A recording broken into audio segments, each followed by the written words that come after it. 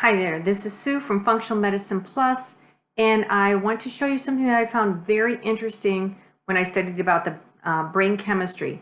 And that's an example of how we make some brain chemicals.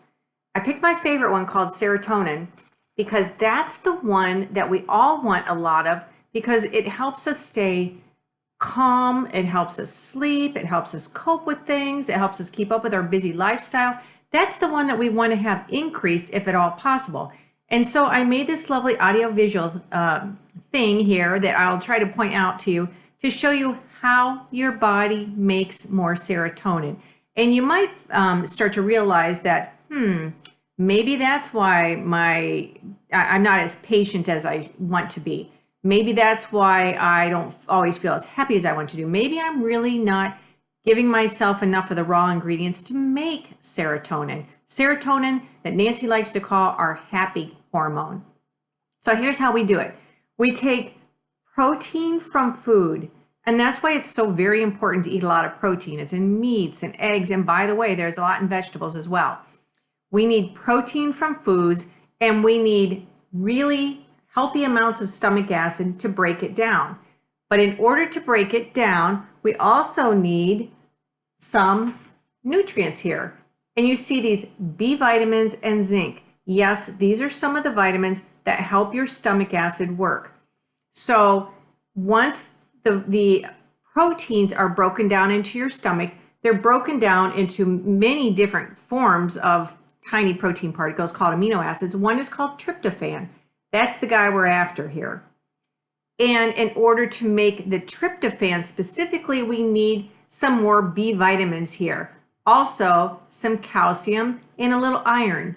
This is not to say that I'm telling you that you should take excess iron, because that is one of the minerals that you've got to be a little careful with. That's one that you really should have measured in your blood before you actually take extra. But getting iron from food like meats is completely fine. So then the next step is converting this tryptophan, this tiny amino acid or protein particle, into something called, it's a little modified, it's called 5-hydroxytryptophan, 5-hydroxytryptophan. And that requires some more B vitamins, a little magnesium, which probably 85% of America is low on, and zinc again, some vitamin C. So eventually, if we can put all these ingredients in and make this pathway happen here, we get serotonin.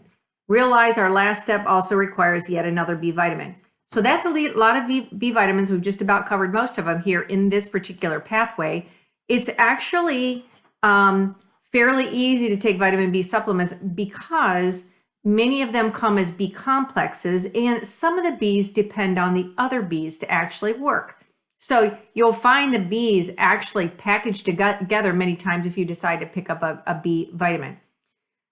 Also, you're getting a lot of these things from real healthy foods like vegetables. And if you're not eating cups and cups full of vegetables a day, there's a real good chance you are not getting enough raw ingredients to make enough of your serotonin. That's a little happy face there. He's kind of squished off the side there.